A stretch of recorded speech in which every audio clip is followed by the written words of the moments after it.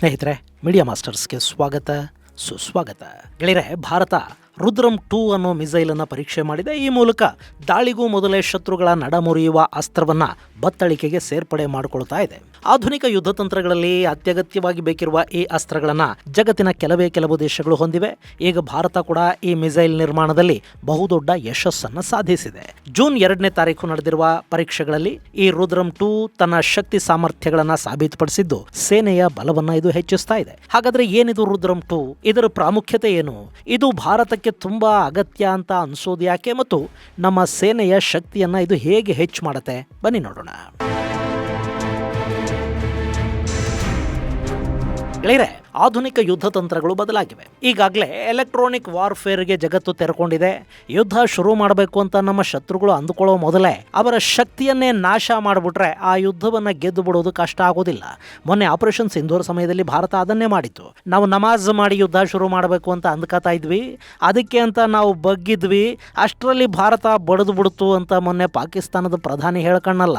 ಅವತ್ತು ಭಾರತದ ಬ್ರಹ್ಮೋಸ್ ಮಿಸೈಲ್ಗಳು ಪಾಕಿಸ್ತಾನದ ಏರ್ ಬೇಸ್ಗಳನ್ನು ಉಡಿಸ್ ಮಾಡಿದ್ವು, ಅವರ ಅವ್ಯಾಕ್ಸ್ ವಿಮಾನವನ್ನು ನಾಶ ಮಾಡಿದ್ವು. ಅದಕ್ಕೂ ಮೊದಲು ಪಾಕಿಸ್ತಾನದ ಏರ್ ಡಿಫೆನ್ಸ್ ರೆಡಾರ್ಗಳನ್ನು ಭಾರತ ನಾಶ ಮಾಡಿತು. ಜೊತೆಗೆ ಅಮೆರಿಕ ಅಲ್ಲಿ ಬಜೆಟ್ ಇರುವ ಅಣ್ವಸ್ತ್ರಗಳ ಗೋದಾಮಿನ ಬುಡಕ್ಕೆ ಕೂಡ 2 ಮಿಸೈಲ್ಗಳನ್ನು ಹಾಕಿ ಇಡೀ ಪಾಕಿಸ್ತಾನ ನಮ್ಮ ಮಿಸೈಲ್ ರೇಂಜಲ್ಲಿದೆ ಅಂತ ತೋರಿಸಿದ ಕೂಡಲೇ ಅವರು ಬಿಳಿ ಬಾವುಟ ಹಾರಿಸೋದಕ್ಕೆ ಶುರು ಮಾಡಿದರು. ಇನ್ನು ಇದೇ ರಣತಂತ್ರವನ್ನು ಇಸ್ರೇಲ್ ಮತ್ತು ಅಮೆರಿಕಗಳು ಇರಾನ್ ವಿರುದ್ಧ ಬಳಸಿದ್ವು. ಅಲ್ಲಿ ಎರಡೂ ದೇಶಗಳು ಇರಾನ್ನ ಏರ್ ಡಿಫೆನ್ಸ್ ಅನ್ನ ಮೊದಲಿಗೆ ಹೊಡೆದು ಹಾಕಿದ್ವು. ಆ ಬಳಿಕ ಶತ್ರು ಪಡೆಗಳ ಏರ್ ಕ್ರಾಫ್ಟ್ಗಳಿಗೆ ಇರಾನ್ನ ಆಕಾಶದಲ್ಲಿ ಯಾವ ಭಯಾನೂ ಇಲ್ಲದೆ ರೈಡ್ ಮಾಡೋದಕ್ಕೆ ಸಾಧ್ಯ ಆಯಿತು. ಸೊ ಅಲ್ಲಿ ಯುದ್ಧಕ್ಕೆ ಮೊದಲೇ ಶತ್ರುಗಳ ಕಣ್ಣು ಕೀಳೋದು, ನಡ ಮುರಿಯೋದು ಅಂದರೆ ಅವರ ರೆಡಾರ್ ಸಿಸ್ಟಮ್ ಅನ್ನ, ಅವರ ಏರ್ ಡಿಫೆನ್ಸ್ ಅನ್ನ ಹೊಡೆದು ಹಾಕಬಿಡೋದು. ಅದಕ್ಕಾಗಿ ಈಗ ಸಾಕಷ್ಟು ಆಯುಧಗಳನ್ನು ಜಗತ್ತು ಬಳಸ್ಕೊಳ್ತಾ ಇದೆ. ಅವುಗಳನ್ನು ಆಂಟಿ ರೇಡಿಯೇಷನ್ ಮಿಸೈಲ್ಸ್ ಅಂತ ಕರೀತಾರೆ. ಈಗ ಅಂಥದ್ದೇ ಒಂದು ಆಂಟಿ ರೇಡಿಯೇಷನ್ ಮಿಸೈಲ್ ಅನ್ನ ಭಾರತ ಕೂಡ ಪರೀಕ್ಷೆ ಮಾಡಿದೆ. ಅದರ ಹೆಸರು ರುದ್ರಂ 2.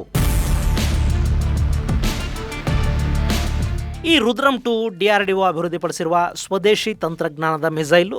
ಇದೊಂದು ಏರ್ ಟು ಸರ್ಫೇಸ್ ಮಿಸೈಲ್ ಆಗಿದ್ದು ಈ ಕ್ಷಿಪಣಿ ಪರೀಕ್ಷೆಯನ್ನ ಜೂನ್ 2ನೇ ತಾರೀಕು ಒಡಿಸ್ಸಾದ ಚಾಂದಿಪುರ್ ಇಂಟಿಗ್ರೇಟೆಡ್ ಟೆಸ್ಟ್ ರೇಂಜ್ ಅಲ್ಲಿ ಪರೀಕ್ಷೆ ಮಾಡಲಾಗಿದೆ. ಸುಖಾಯ್ ಸು-30 MKI ನಿಂದ ಇದನ್ನು ಉಡಾಯಿಸಿದ್ದು ಈ ಮಿಸೈಲ್ ಪೂರ್ವ ನಿರ್ಧಾರಿತ ಗುರಿಯನ್ನ ಪಿನ್ ಪಾಯಿಂಟ್ ಅಕ್ಯುರೆಸಿಯಲ್ಲಿ ಮುಟ್ಟಿದೆ.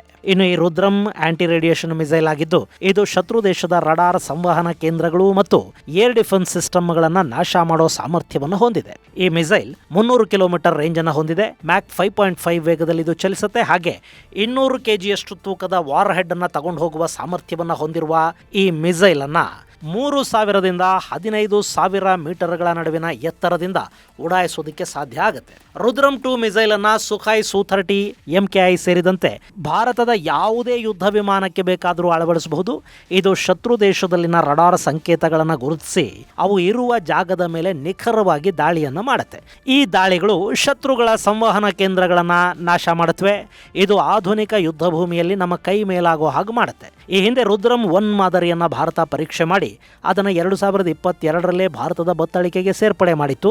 ಈಗ ಪರೀಕ್ಷೆಗೆ ಒಳಗಾಗಿರುವ ರುದ್ರಂ 2 ರುದ್ರಂ 1ಕ್ಕಿಂತಲೂ ಹೆಚ್ಚು ಬಲಶಾಲಿಯಾಗಿದೆ ಅಂತ ಹೇಳ್ತಾ ಇದ್ದಾರೆ. ಇನ್ನು ರುದ್ರಂ ಮಿಸೈಲ್ ಇದೆಯಲ್ಲ, ಇದು ಮ್ಯಾಕ್ 5.5 ಸ್ಪೀಡ್ ಅನ್ನ ಮೇಂಟೈನ್ ಮಾಡೋದ್ರಿಂದ ಇದನ್ನ ಹೈಪರ್ಸಾನಿಕ್ ಮಿಸೈಲ್ ಅಂತ ಕೂಡ ಹೇಳ್ತಾರೆ. ಇನ್ನು ಈ ಮಿಸೈಲ್ಗಳನ್ನ ಭಾರತ ಡೈನಾಮಿಕ್ಸ್ ಲಿಮಿಟೆಡ್ ಹಾಗೂ ಭಾರತ ಎಲೆಕ್ಟ್ರಾನಿಕ್ ಲಿಮಿಟೆಡ್ಗಳು ಜಂಟಿಯಾಗಿ ನಿರ್ಮಾಣ ಮಾಡ್ತಾ ಇವೆ. ಈ ಪ್ರೋಗ್ರಾಮ್ ಅಲ್ಲಿ ಅದಾನಿ ಡಿಫೆನ್ಸ್ ಮತ್ತು ಏರೋಸ್ಪೇಸ್ ಅನ್ನು ಕೂಡ ಜೋಡಿಸಿಕೊಳ್ಳಲಾಗಿದೆ. ಮಾಸ್ ಪ್ರೊಡಕ್ಷನ್ಗೆ ಪ್ರೈವೇಟ್ ಪಬ್ಲಿಕ್ ಪಾರ್ಟ್ನರ್ಶಿಪ್ ಅನ್ನ ಬಳಸಿಕೊಳ್ಳಲಾಗ್ತಾ ಇದೆ. ಈಗ ಪರೀಕ್ಷೆ ಮಾಡಲಾಗಿರುವ ರುದ್ರಂ 2 ಹೈಪರ್ಸಾನಿಕ್ ವರ್ಷನ್ ಅನ್ನ ಅದಾನಿ ಡಿಫೆನ್ಸ್ ಅಂಡ್ ಏರೋಸ್ಪೇಸ್ ನ ಹೈದರಾಬಾದ್ ಫೆಸಿಲಿಟಿಯಲ್ಲಿ ನಿರ್ಮಾಣ ಮಾಡ್ತಾರೆ ಅನ್ನೋ ಮಾಹಿತಿಗಳು ಸಿಗ್ತಾ ಇವೆ. ಇಲ್ಲಿ ಈಗಾಗಲೇ ರುದ್ರಂ 1 ಅನ್ನ ಸುಖಾಯ್ ಸು-30 MKI, ಮಿರಾಜ್ 2000, ಜಾಗ್ವಾರ್ ಹಾಗೂ ತೇಜಸ್ಗಳಿಗೆ ಅಳವಡಿಸಿ ಉಡಾಯಿಸೋದಕ್ಕೆ ವ್ಯವಸ್ಥೆಗಳನ್ನ ಮಾಡಲಾಗಿದೆ. ರುದ್ರಂ 2ನ ಕೂಡ ಅದೇ ರೀತಿ ಬಳಸುವ ಸಾಧ್ಯತೆಗಳಿರುತ್ತವೆ. ಇನ್ನು ಈ ರುದ್ರಂ 2ನ ಮೊದಲ ಪರೀಕ್ಷೆ 2022ರಲ್ಲಾಯಿತು. ಆ ಬಳಿಕ 2024ರ ಮೇ 29ನೇ ತಾರೀಕು ಈ ಮಿಸೈಲನ್ನು ಯಶಸ್ವಿಯಾಗಿ ಭಾರತ ಮತ್ತೊಮ್ಮೆ ಪರೀಕ್ಷೆ ಮಾಡಿತು. ಆ ಬಳಿಕ ಈಗ ಮತ್ತೆ ಇವುಗಳನ್ನು ಪರೀಕ್ಷೆ ಮಾಡಲಾಗಿದೆ. ಈ ಪರೀಕ್ಷೆಯಲ್ಲಿ ಕೂಡ ಯಶಸ್ಸು ಸಿಕ್ಕಿದ್ದು ಈ ಮಿಸೈಲುಗಳು ಸೋವಿಯತ್ ಕಾಲದ KH-31S ರಿಪ್ಲೇಸ್ ಮಾಡುತ್ತವೆ. ರುದ್ರಂ 2 ಯಶಸ್ಸಿನ ನಂತರ ಭಾರತ ಈಗ ರುದ್ರಂ 3 ಪರೀಕ್ಷೆ ಮಾಡೋದಕ್ಕೆ ಹೊರಟಿದೆ.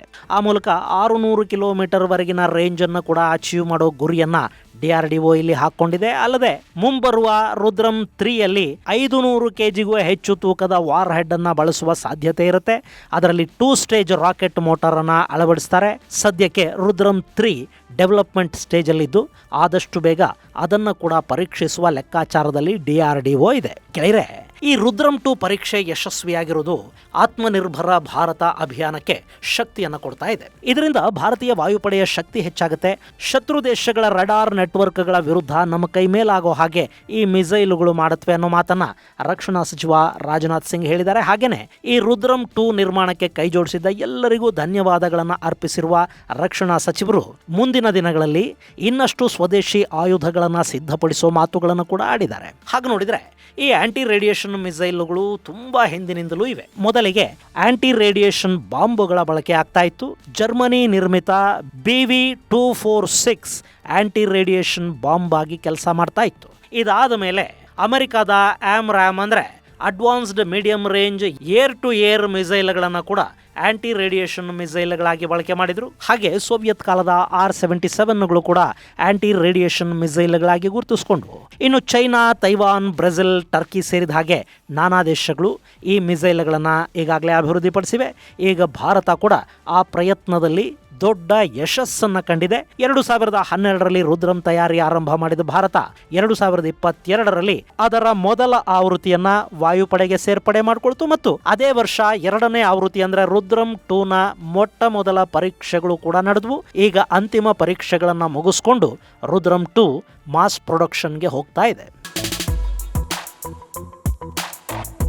ಗೆಳೆಯರೆ, ಇಲ್ಲಿ ಗಮನಿಸಬೇಕಾದ ಮತ್ತೊಂದು ವಿಷಯ ಅಂದ್ರೆ ಸಾಮಾನ್ಯವಾಗಿ ಈ ಆಂಟಿ ರೇಡಿಯೇಷನ್ ಮಿಸೈಲುಗಳು ಏರ್ ಟು ಸರ್ಫೇಸ್ ಮಿಸೈಲ್ಗಳಾಗಿರ್ತಾ ಇದ್ವು. ನಾನು ಆಗ್ಲೇ ಹೇಳಿದ ಎಲ್ಲ ಮಿಸೈಲುಗಳು ಕೂಡ ಏರ್ ಟು ಸರ್ಫೇಸ್ ಮಿಸೈಲ್ಗಳಾಗಿದ್ವು. ಆದರೆ ಕಾಲ ಬದಲಾದ ಹಾಗೆ surface to surface anti radiation ಮಿಸೈಲ್ಗಳ ತಯಾರಿ ಕೂಡ ಶುರುವಾಯಿತು. ಹಾಗೆ ಈಗ ರಡಾರುಗಳು ಕೇವಲ ಭೂಮಿ ಮೇಲೆ ಮಾತ್ರ ಇರುವುದಿಲ್ಲ. ಅವ್ಯಾಕ್ಸ್ಗಳು ಅಂದ್ರೆ ಏರ್ ಬೋರ್ನ್ ವಾರ್ನಿಂಗ್ ಕಂಟ್ರೋಲ್ ಸಿಸ್ಟಮ್ಗಳು ಆಕಾಶದಲ್ಲಿ ಹಾರಾಡ್ತಾ ಇರುತ್ತವೆ. ಹೀಗಾಗಿ ಅವುಗಳನ್ನು ಕೂಡ ಹೊಡೆಯುವ ಸಾಮರ್ಥ್ಯ ಬೇಕಾಗುತ್ತೆ. ಸೊ ಸರ್ಫೇಸ್ ಟು ಏರ್ ಮತ್ತು ಏರ್ ಟು ಏರ್ ಹಾಗೂ ಏರ್ ಟು ಸರ್ಫೇಸ್ ಎಲ್ಲ ಆವೃತ್ತಿಗಳಲ್ಲಿ ಆಂಟಿ ರೇಡಿಯೇಷನ್ ಮಿಸೈಲ್ಗಳನ್ನು ಅಭಿವೃದ್ಧಿಪಡಿಸಲಾಗ್ತಾ ಇದೆ. ಸದ್ಯಕ್ಕೆ ಭಾರತ ಏರ್ ಟು ಸರ್ಫೇಸ್ ರುದ್ರಮ್ಗಳನ್ನು ಅಭಿವೃದ್ಧಿಪಡಿಸಿದೆ. ಇನ್ನುಳಿದ ಮಾದರಿಗಳು ಕೂಡ ನಮ್ಮಲ್ಲಿ ಇನ್ನು ಮುಂದಿನ ದಿನಗಳಲ್ಲಿ ಅಭಿವೃದ್ಧಿಯಾಗುವ ನಿರೀಕ್ಷೆ ಇದೆ. ಗೆಳೆಯರೆ, ಸದ್ಯಕ್ಕೆ ಭಾರತಕ್ಕೆ ಪಾಕಿಸ್ತಾನ ಮತ್ತು ಚೈನಾಗಳು ಥ್ರೆಟ್ ಆಗಿ ಕಾಣಿಸ್ಕೊಳ್ತವೆ. ಪಾಕ್ ಬಿಡಿ, ಅವ್ರ ಹತ್ರ ಚೈನಾದ ಗುಜರಿ ಐಟಮ್ಗಳಿವೆ. ಅವುಗಳನ್ನು ಭಾರತ ಈ ಹಿಂದೇನೂ ಹೊಡೆದು ಹಾಕಿದೆ, ಮುಂದೆ ಕೂಡ ಹೊಡೆದು ಹಾಕತ್ತೆ. ಆದರೆ ಚೈನಾ ಜೊತೆಗಿನ ಯುದ್ಧ ಅಂತ ಬಂದಾಗ ಭಾರತ ಸಾಕಷ್ಟು ಎಚ್ಚರಿಕೆಯಿಂದ ಇರಬೇಕಾಗುತ್ತೆ. ಯಾಕೆಂದ್ರೆ ಚೈನಾದ ಬಳಿ ಆಧುನಿಕ ಆಯುಧಗಳು ಇವೆ. ಅವರು ಬೇರೆಯವರಿಗೆ ಕೊಡೋ ಐಟಮ್ಗಳು, ಅದರಲ್ಲೂ ಪಾಕಿಸ್ತಾನಕ್ಕೆ ಗುಜರಿ ಐಟಮ್ಗಳನ್ನು ಕೊಟ್ಟರೂ ಕೂಡ ಅವರೇ ಬಳಸುವ ಆಯುಧಗಳು ಆಧುನಿಕವಾಗಿ ಇರುತ್ತವೆ. ಸೊ ಈ ಆಧುನಿಕ ಆಯುಧಗಳ ವಿರುದ್ಧ ನಿಲ್ಲಬೇಕಾದ್ರೆ ಭಾರತ ಕೂಡ ಅಷ್ಟೇ ಪ್ರಮಾಣದಲ್ಲಿ ಬಲಿಷ್ಠ ಆಯುಧಗಳನ್ನು ಸಿದ್ಧಪಡಿಸ್ಕೋಬೇಕು. ಈಗ ಆ ನಿಟ್ಟಲ್ಲಿ ಭಾರತ ಯೋಚಿಸ್ತಾ ಇದೆ ಮತ್ತು ರುದ್ರಂ 2 ಈ ವಿಷಯದಲ್ಲಿ ಭಾರತಕ್ಕೆ ವರವಾಗಿ ಕಾಣ್ತಾ ಇದೆ. ಒಟ್ಟಲ್ಲಿ ಆಧುನಿಕ ಯುದ್ಧ ತಂತ್ರಗಳು ಕೂಡ ಬೇರೆ ಬೇರೆ ಮಾದರಿಯ ಆಯುಧಗಳನ್ನು ಕೇಳ್ತಾ ಇವೆ. ಸೊ ಎಲೆಕ್ಟ್ರಾನಿಕ್ ವಾರ್ಫೇರ್ಗೆ ಭಾರತ ಸಿದ್ಧ ಆಗ್ತಾ ಹೋಗ್ತಾ ಇದೆ. ಮುಂದಿನ ಆಯುಧ ಪರೀಕ್ಷೆಗಳಲ್ಲಿ ಕೂಡ ಭಾರತಕ್ಕೆ ದೊಡ್ಡ ಯಶಸ್ಸು ಸಿಗಲಿ.